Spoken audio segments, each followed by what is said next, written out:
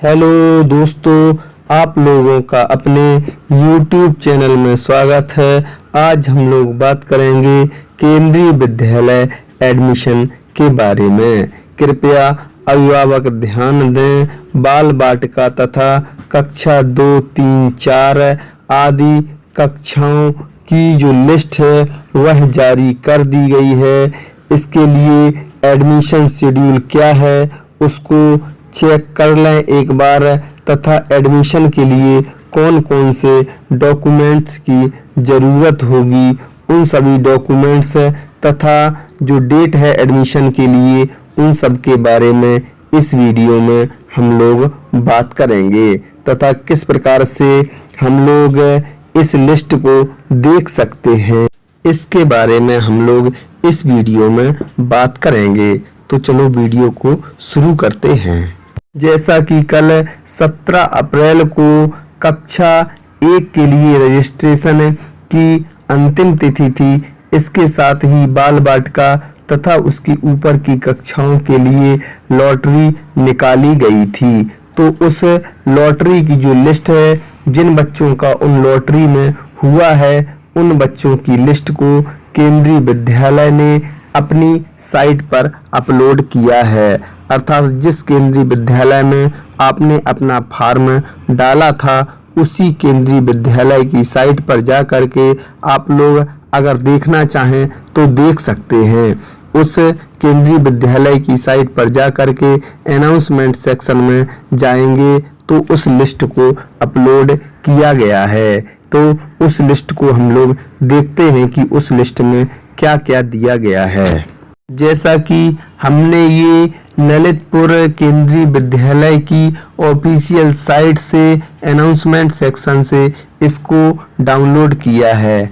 आप जिस केंद्रीय विद्यालय में एडमिशन करवाना चाहते हैं तथा जिसमें आपने फॉर्म डाला है उस केंद्रीय विद्यालय की ऑफिशियल साइट के अनाउंसमेंट सेक्शन से आप लोग भी इसको अपलोड कर सकते हैं। तो इसमें दिया है केंद्रीय विद्यालय ललितपुर की कक्षा बाल बाटिका फर्स्ट की 40, बाल बाटिका थर्ड की 1 एवं कक्षा 5 की 2 रिक्त सीटों पर प्रवेश के लिए पंजीयन किए गए हैं। आज दिनांक 17/4/2023 को प्रवेश हेतु लॉटरी प्रक्रिया आयोजित की गई थी। इस उपरांत प्राप्त चयन क्रम सूची जारी की जा रही है जो अगले पृष्ठों पर देखी जा सकती है। इस संबंध में सभी अभिभावकों के लिए निम्न जानकारी ध्यान देने योग्य है। तो इसमें देखते हैं क्या जानकारी है। तो इस सूची में दर्शाए गए क्रम में ही अभिभावकों को प्रवेश हेतु बुलाया जाएगा। अभिभावकों के आने की तिथि एवं समय की सूचना वेबसाइट पर दिनांक 18/4/2023 को प्रदर्शित कर दी जाएगी।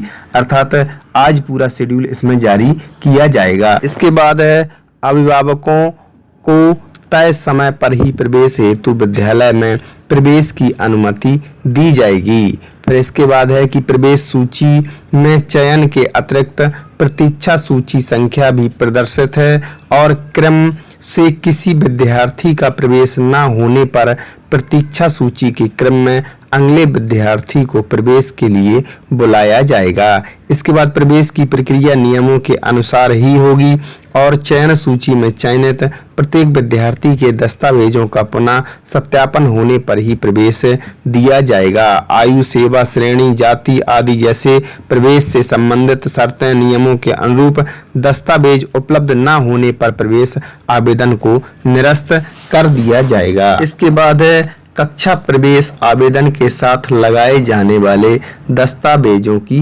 सूची। अर्थात कौन कौन से डॉक्यूमेंट्स हमें चाहिए होंगे उसकी सूची दी गई है। तो पहला डॉक्यूमेंट्स है वह है पूर्ण रूप से भरा हुआ प्रवेश आवेदन पत्र। उसके बाद विद्यार्थी का जन्म प्रमाण पत्र जो सक्षम अधिकारी द्वारा जारी किया गया हो। इसके बाद तीसरा डॉक्यूमेंट्स है वह है विद्यार्थी के नाम का जाति प्रमाण पत्र SC ST OBC non creamy layer होने पर। इसके बाद अगला जो डॉक्यूमेंट्स है वह है यदि आर्थिक रूप से कमजोर वर्ग के अभिभावक हैं तो अभिभावक का आय प्रमाण पत्र। इसके बाद जो अगला डॉक्यूमेंट्स है वह है बीपीएल और गरीबी रेखा से नीचे आने वाले अभिभावक बीपीएल राशन कार्ड या कोई वैध प्रमाण पत्र लगाएं। इसके बाद अगला डॉक्यूमेंट्स है वह है निवास प्रमाण पत्र या फिर आधार कार्ड जिस पर निवास का स्पष्ट पता लिखा हुआ हो। इसके बाद अगला डॉक्यूमेंट्स है वह है विद्यालय से निवास की दूरी का घोषणा पत्र। इसके बाद है स्वघोषणा पत्र। इसके बाद है विद्यार्थी की ब्लड ग्रुप रिपोर्ट और इसके बाद है विद्यार्थी का आधार यदि उपलब्ध हो, अगर नहीं है तो उसको बनवाकर बाद में जमा करना होगा। इसके बाद है केंद्र सरकार और राज्य सरकार के कर्मचारियों के पाल्य के लिए, अर्थात जो बच्चे केंद्र सरकार और राज्य सरकार के कर्मचारियों के बच्चे हैं उनके लिए है कि ऊपर दिए गए 1 से 10 तक के सभी दस्तावेजों के अतिरिक्त यदि अभिभावक केंद्र या राज्य सरकार के कर्मचारी हैं अथवा केंद्र या राज्य सरकार के स्वायत्त शासी संस्थान के कर्मचारी हैं तो विभागाध्यक्ष द्वारा प्रमाणित सेवा प्रमाण पत्र पिछले 7 वर्ष के दौरान हुए स्थानांतरणों के विवरण के साथ संलग्न करें। अर्थात जो लोग राज्य सरकार और केंद्र सरकार के कर्मचारी हैं उन्हें सेवा प्रमाण पत्र तथा 7 वर्ष में जो ट्रांसफर हुए हैं उसकी सूची भी उपलब्ध करवानी होगी।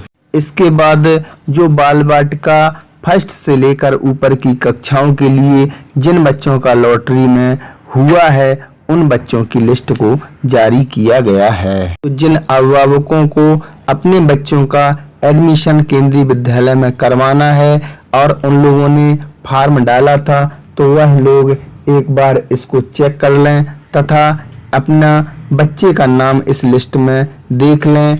अगर बच्चे का नाम है तो उनके लिए जो डॉक्यूमेंट्स हैं उन डॉक्यूमेंट्स को लेकर बताए गए डेट में स्कूल जरूर पहुंचें।